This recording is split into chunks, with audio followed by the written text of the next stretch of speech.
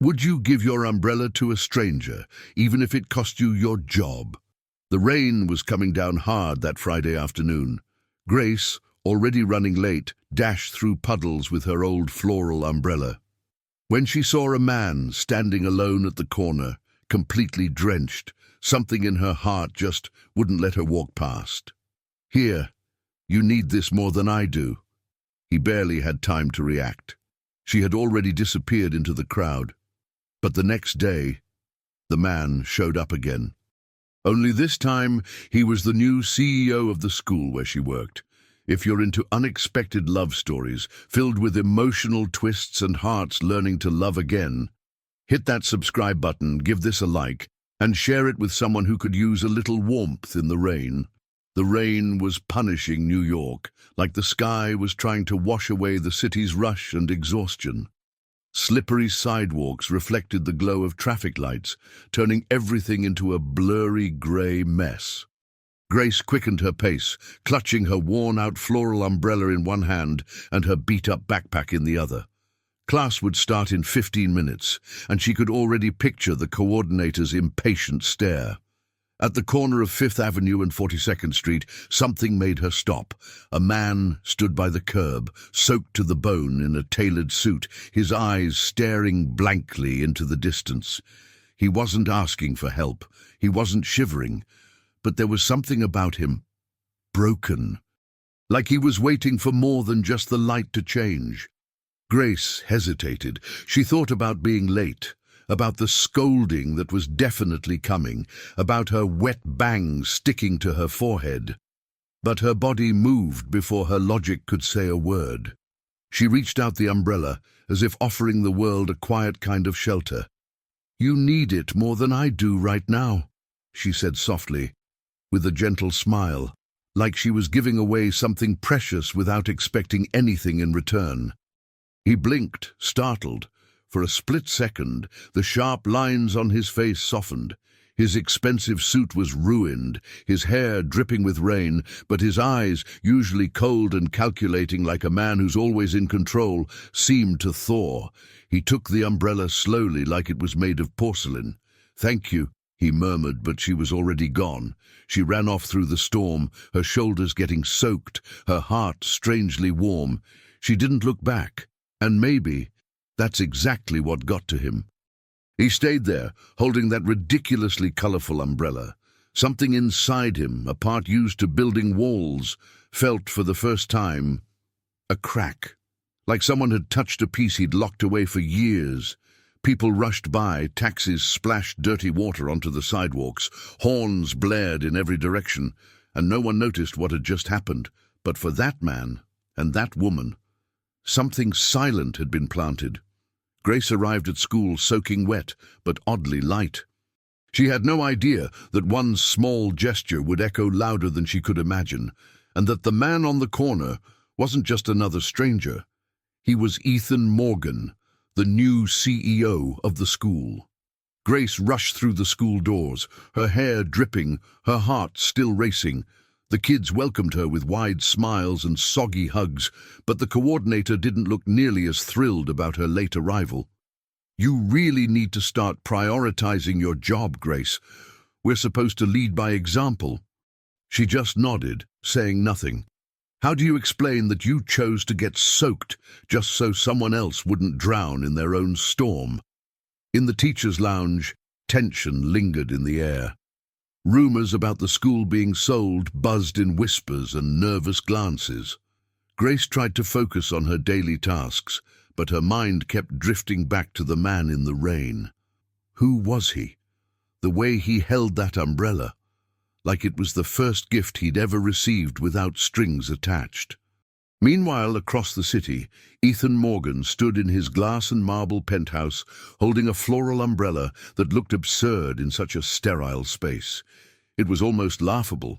A CEO used to multi-million-dollar contracts and cold boardrooms, now staring at a soaked piece of fabric like it held some kind of secret. He spun the handle between his fingers, replaying the moment in his head. The woman who had helped him. She didn't ask for his name, didn't care about his title. She just offered. Just like that, a gesture more disarming than any high-stakes negotiation because it was honest, and honesty wasn't something he was used to. On the table in front of him were acquisition contracts, financial reports, and a folder stamped with the name of his next purchase, New Generation Children's Institute, a modest school with strong academic results and weak financials. Its leadership already expected layoffs, modernization, and efficiency. That was supposed to be his focus. But it wasn't. It had been raining inside him for years, an invisible rain made of absence, of rigidity, of memories that never turned into love. And for the first time, he wondered if anyone had ever noticed. She did. That woman noticed, even without knowing who he was, and somehow, that hurt more than any cold truth ever could. Grace tried to go on with her day like usual, but inside, something hummed. Not because of the man himself, but because of how it felt to do the right thing. Even without knowing where it would lead, sometimes she felt alone in the way she looked at the world, with softness, with heart, like that made her weak. But not that day. That day, she felt strong. Ethan gently closed the umbrella and placed it on his desk. He stared at the rainy skyline with clenched fists. He didn't believe in coincidences, but that day, he had to admit, something bigger was in motion. The next morning arrived under a still cloudy sky, and a strange buzz filled the hallways of the school. Teachers whispered in corners, phones buzzed with alerts, and the coordinator looked more tense than usual. In the teacher's lounge, a formal notice had been pinned to the wall. The school has been officially acquired by the Morgan and Cummer Group. The CEO will visit in person within the next few hours. Grace read the notice, her heart skipping a beat. Morgan and Co's. Udis, she'd heard that name before. One of the biggest educational corporations in the country. They bought small schools, ran them like businesses, and most of the time, cut everything that didn't seem efficient. Her stomach twisted, and then, for reasons she couldn't quite name, a wave of anxiety washed over her. In class, the kids were extra lively. They laughed out loud, scribbled with colored pencils, and one of them, Leo, a little boy with ADHD, handed her a drawing. A big umbrella, with the sun peeking out from behind. For you, Miss Grace, you always take care of us. She nearly cried right there. She carefully placed the drawing in her folder like a reminder of who she was and why she did this. Hours later, the hallways fell silent. The click of expensive shoes echoed like drums, announcing something unavoidable. Grace was in the reading room when she heard the door open. Male voices, cold tones, confident steps. She stood slowly, smoothed her hair and walked to the main hall, and then time stopped for 3 seconds. Ethan Morgan walked in, flanked by directors and assistants. His suit was dry and flawless. His expression? Serious. His eyes scanned the space, until they landed on hers. Grace felt the ground shift under her feet. He recognized her instantly. Their eyes locked. Time wavered. He paused, just for a second, but it was long enough for everyone to notice. The image of the floral umbrella flashed through his mind like lightning, and there she was, the woman who had offered him shelter without knowing who he was. Ethan looked away, resumed walking, but something in him had changed. Grace forced herself to breathe. Her heart was thudding in her chest like it wanted out. What was he doing here? Why him, of all people? Was this really just a coincidence, or something else? During the meeting with the board, Ethan barely spoke. He observed. He listened, but now and then his eyes drifted toward the hallway. Something hung in the air, like he was trying to make sense of what this all meant. She wasn't just another teacher. She'd made him feel something, and that shook him more than any corporate merger ever had. The CEO's visit hit the school like a silent earthquake. Everything looked the same on the outside, but inside, There was a weight in the air. Teachers whispered behind closed doors. The coordinator became even more formal, and the students were told to be on their best behavior. Grace, meanwhile, just tried to stay focused on the kids, but she couldn't shake the memory of Ethan's eyes meeting hers. The kids adored Grace, her unorthodox teaching style, like telling stories under the desks, using theater to explain math, or leading open-hearted conversations about feelings, enchanted her students. But the administration didn't feel the same. Lack of discipline, they said. Too emotional. As if tenderness was some kind of curriculum flaw.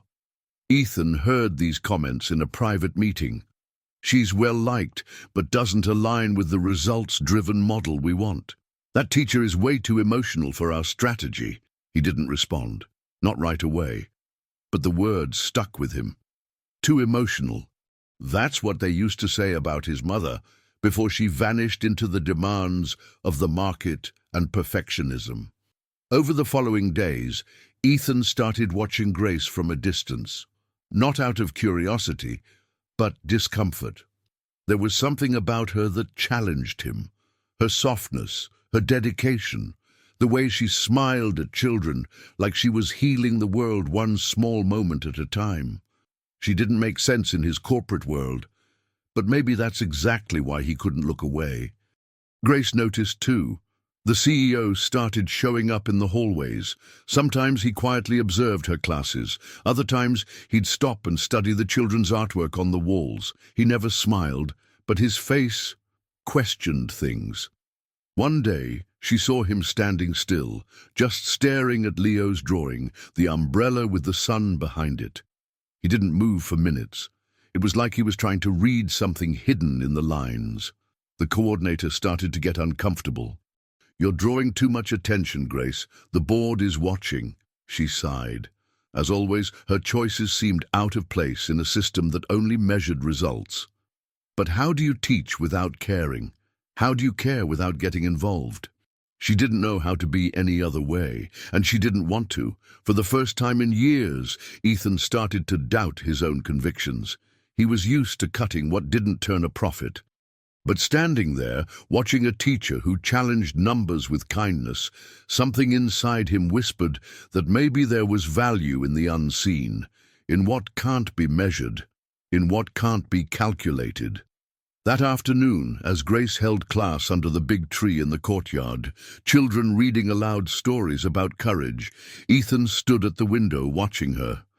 And in that silence, the cold CEO who had forgotten how to feel finally asked himself, what if she's right, and I've been wrong all along? Monday morning came with no warning. Ethan showed up at the school unannounced. No assistant, no press release.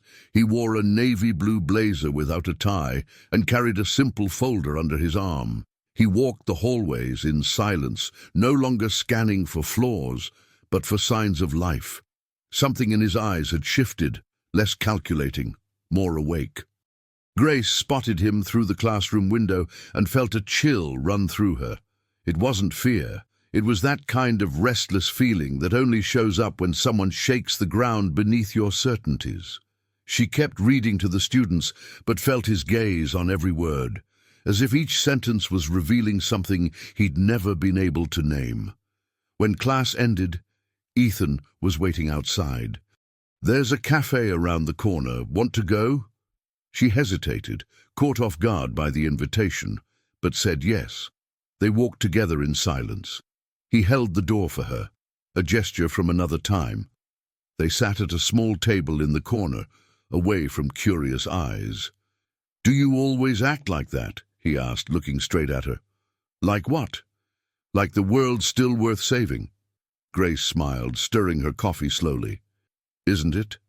He didn't have an answer. For the first time in years, he was at a loss for words.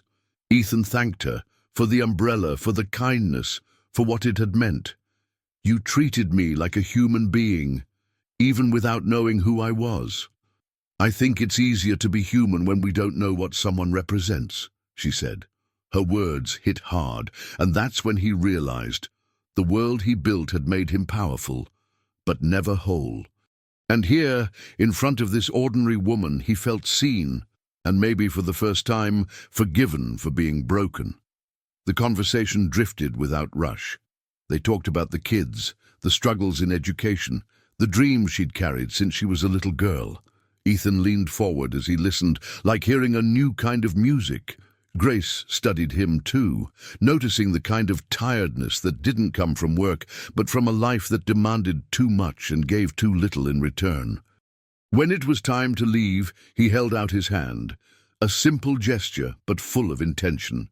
She shook it firmly, and, in that brief touch between steady fingers and shared uncertainty, something quietly began, something without a name. Ethan returned to his company a changed man, not because he'd found a new management strategy, but because he'd felt. And once you feel, you change. Autumn rolled in, scattering golden leaves across the sidewalks. Grace loved this time of year. She told the kids the ground turned into sky when the leaves fell. That's how she saw the world. Even on grey days, she found poetry. Ethan, on the other hand, had always lived behind glass walls, elegant, cold, transparent, and lonely. After that coffee, the two started seeing each other more often. At first it was coincidence, then quiet intention. Ethan began dropping by the school without notice. Sometimes he sat in on her classes. Other times he just walked the halls like someone rediscovering an old place.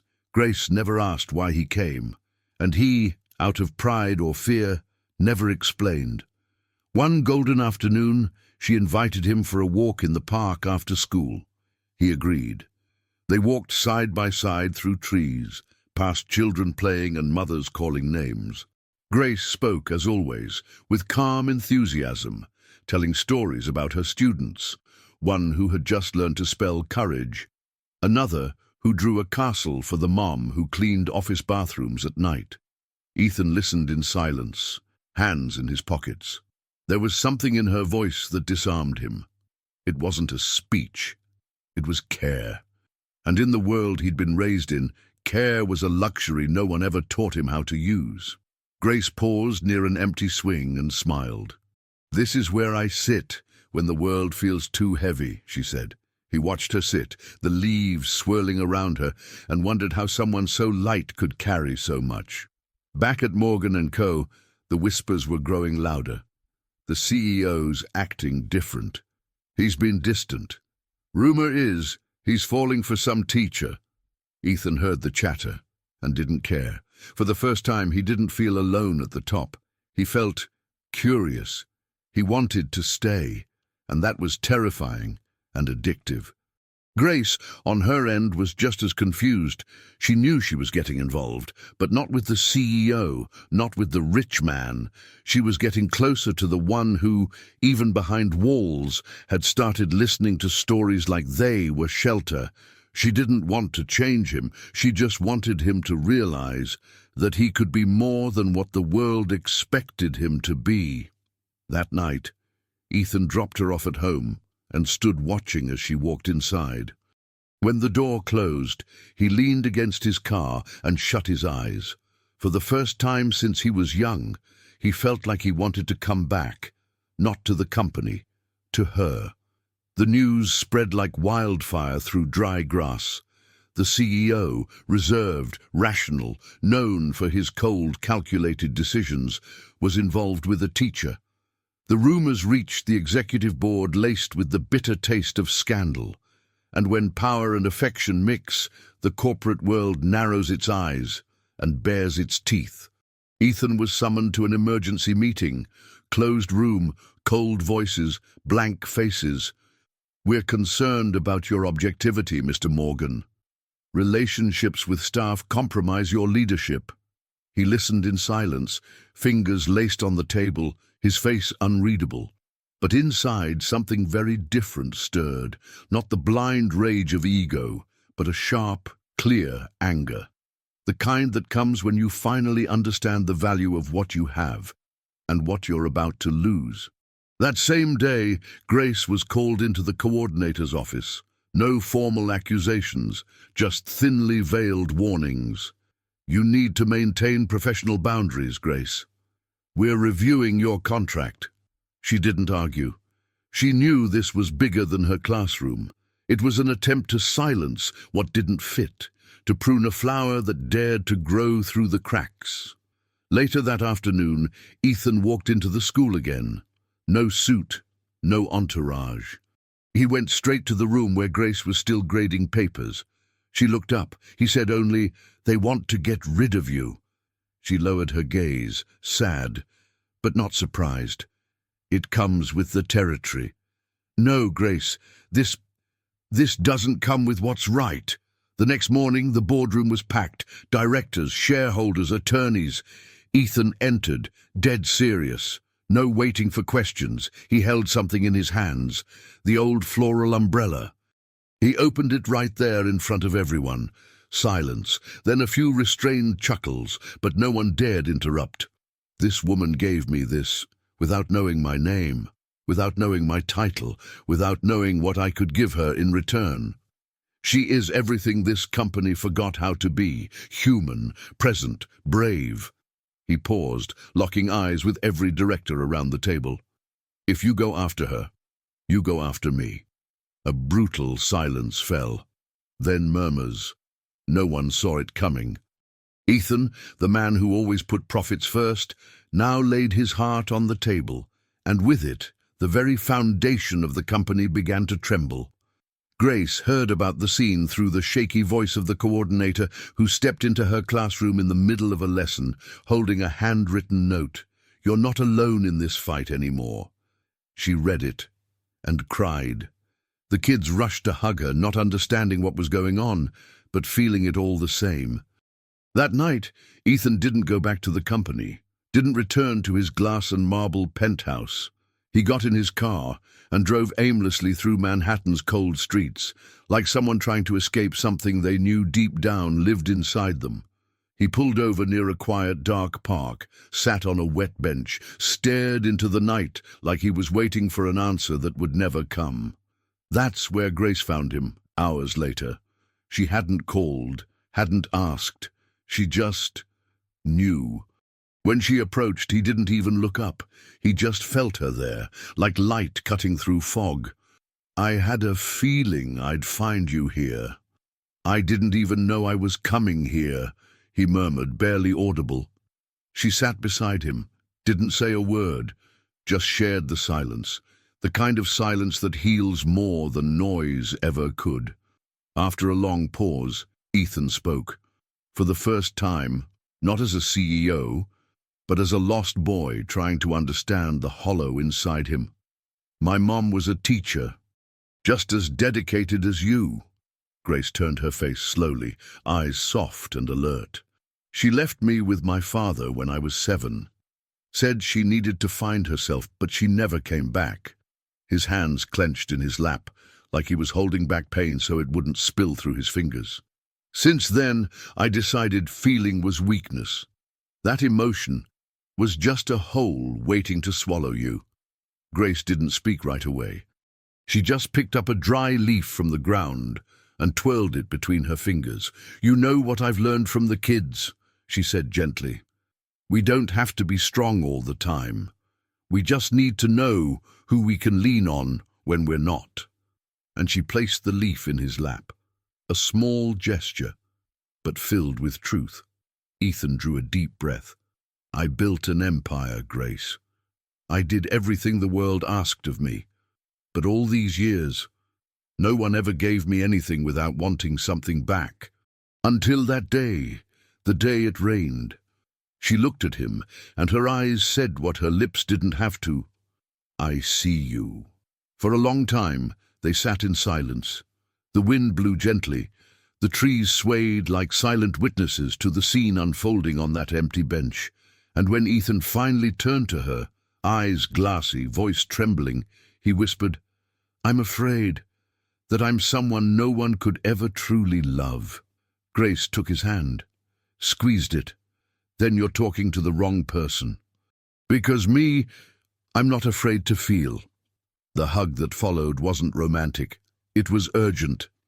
Two worlds colliding, not to destroy each other, but to recognize themselves in the wreckage.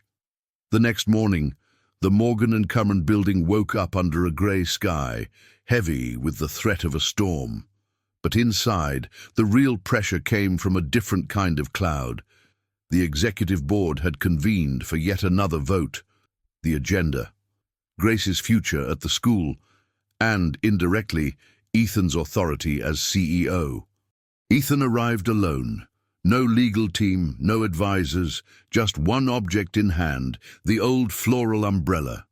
He walked down the polished hallways under skeptical stares and forced smiles.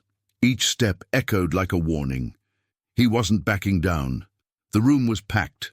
Directors lined up in perfect rows, laptops open, graphs ready to go. One of the senior members cleared his throat. "Mr. Morgan, we need objectivity. Your conduct is affecting the company's stability." Ethan didn't answer right away. He set the umbrella down on the table, then opened it. A simple gesture, absurd even, in a room built on concrete, money and metrics. People glanced at each other, uncomfortable. This umbrella represents something that's been missing here for a long time: compassion. He looked around the room, steady, unwavering. The woman who gave this to me didn't know my name, didn't know my title. She helped me because she saw a human being, not a number. Murmurs stirred. A few tried to chuckle. Others just looked away, but Ethan kept going. Grace teaches more than books. She teaches courage, listening, kindness, everything this world tries to erase. He paused, voice low but solid. "If you move forward with this decision to remove her, put my resignation letter on the table too." Silence. Long. Heavy. And this time, the threat wasn't just rhetorical. Ethan was ready to walk. To lose everything. Except the truth. For the first time, his leadership didn't come from fear. It came from integrity. "You hired me for results. But nothing grows where there's no love. No child blooms where fear teaches louder than kindness." He snapped the umbrella shut and held it like a flag. At the back of the room, one of the oldest board members raised her hand. "I know Grace. I've seen the impact she makes. And maybe we've forgotten what really matters." Others nodded quietly. The air had shifted. Something was starting to bend. Ethan walked out of the room with his heart pounding, but firm. He didn't know the outcome yet, but he knew one thing for sure. For once, he was being true to himself. Outside, the rain had finally started to fall. 2 days later, Grace showed up to school earlier than usual. She carried a stack of colorful posters, a few books, and the same warm smile the children had come to recognize as home. What she didn't know was what waited for her down the main hallway. Applause. Students, teachers, even janitors had formed a human corridor, and as she entered, they all began to clap. She stopped, stunned, her eyes filled with tears. Leo, the little boy with ADHD, stood holding a handmade sign with crooked letters. "Welcome back, Miss Grace." She brought her hands to her mouth, overwhelmed. That moment wasn't just a return, it was a rebirth. From a distance, Ethan watched it all from the reading room doorway. No suit, just a light shirt, and a look in his eyes full of something he still didn't know how to name. When Grace spotted him, they exchanged a smile, the kind shared by two people who'd survived the same storm and were now standing in the sun together. After his declaration to the board, the final decision was clear. Grace would remain at the school. But Ethan made a bolder move. He stepped down from Morgan & Co. Not out of weakness, but out of freedom. "If I can't stand up for what I believe in," he told the board, "then I don't want to be where I am." A few days later, Ethan returned to the school with an unexpected proposal. He wanted to start a foundation focused on inclusive and emotional education, the name Blank Page Foundation. Grace understood instantly. It was about new beginnings, about teaching from the heart, and together they began the project. The school was renovated, not with luxury or fancy tech, but with soul. Classrooms were filled with color. New books lined the shelves, and the walls were left open for the kids to draw their feelings. And the most beautiful part, each space was named after an emotion. Room of courage, listening corner, imagination library. Grace became the head of pedagogy, but never stopped teaching. Ethan, now far from glass boardrooms, got his hands dirty. He planted trees with the kids, read stories every Friday, even helped clean paintbrushes. The walls between their two worlds had finally come down, and what remained was fertile ground. One afternoon, while organizing donation boxes, Ethan walked over to Grace. "You know what changed me?" "What?" she asked, folding clothes without looking up. "You saw me when I'd forgotten what it felt like to be seen." Grace smiled, picked up a t-shirt and tossed it at him. "It was just an umbrella, Ethan." "No," he said softly. "It was the first time someone offered me shelter without wanting anything in return."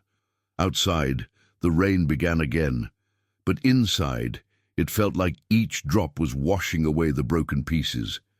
And now, they could begin again. Sometimes, the most beautiful stories don't begin with promises. They start with something small, a falling leaf, a glance held just a second too long, or a floral umbrella handed over in the rain. Grace and Ethan didn't even know each other's names that afternoon, but their hearts recognized something long before reason could catch up. Months had passed since the school was transformed. The daily routine had shifted, sure, but what had grown there was more than just a new structure. It was a community with soul. Grace was still just as dedicated, but now she had someone by her side who didn't just fund her ideas. He listened, he showed up, he cared. Ethan still carried traces of his old rigidity. He wasn't the type to write love letters or make grand declarations, but he'd learned another language: presence. He was there when Grace felt overwhelmed. He held her hand quietly when things didn't go right. And she understood everything, even when he said nothing at all. At home, their mornings were peaceful. Grace made coffee while Ethan read school papers scribbled on by students. One day, she found a note taped to her mug. "Thank you for showing me that even a CEO can learn how to love." She laughed, eyes misty. He wasn't the man she met in the rain. He was someone better, someone real. On the 6-month anniversary of the foundation, they hosted a simple event, just some performances from the kids. At the end, Ethan stepped onto the small stage with a shy smile. He didn't give a speech. He just called Grace up, looked her in the eyes in front of everyone and said, "You're the part of my life I didn't even know was missing." The applause was soft, but the teary eyes in the crowd spoke louder than any ovation. They weren't a perfect couple. They argued about schedules, teaching methods, and even which playlist to use in art class. But they knew how to say sorry. They knew how to laugh. And they knew how to stop everything, just to look at each other for 2 unhurried minutes, like the whole world could fit right there. Sometimes Grace still got scared of what they were building, afraid it was all a dream. But every time she saw Ethan wiping crayon off the walls or reading under a tree, she remembered this was real. He had chosen to stay. And more than that, he'd learned how to stay. Ethan didn't say, "I love you," every day. But when he found her asleep on the couch, papers on her lap and student doodles stuck to her clothes, he'd cover her with a blanket and whisper, "You're my home." The schoolyard was decorated with colorful ribbons, paper flowers made by the kids, and a little table with juice boxes and a tiny cake covered in rainbow sprinkles. There was no luxury, no photographers, no printed invitations, but there was love. In every detail, every laugh, every knowing glance exchanged in that space. Grace wore a simple light beige dress, her hair tied back messily like she always did on busy days.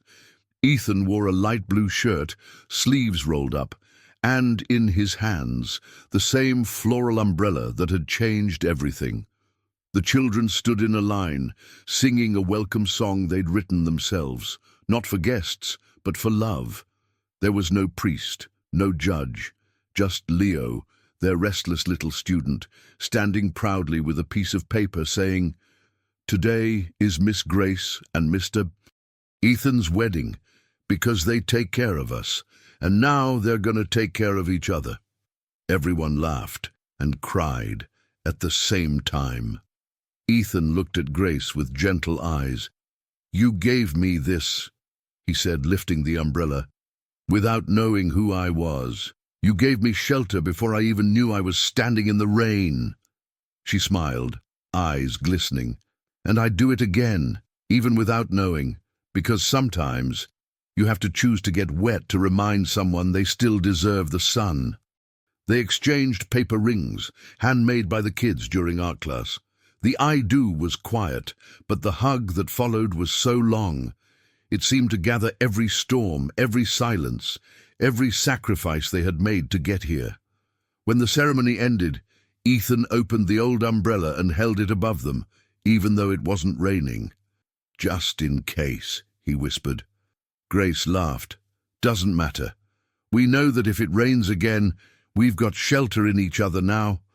By the end of the party, kids ran barefoot across the yard, teachers snapped photos with handmade signs, and Ethan and Grace sat together on a bench, just watching. "Do you think this is the end of the story?" she asked. "No," he replied, taking her hand. "It's just the beginning. The final chapter is still being written." Have you ever helped someone like that? Or been helped right when you needed it most?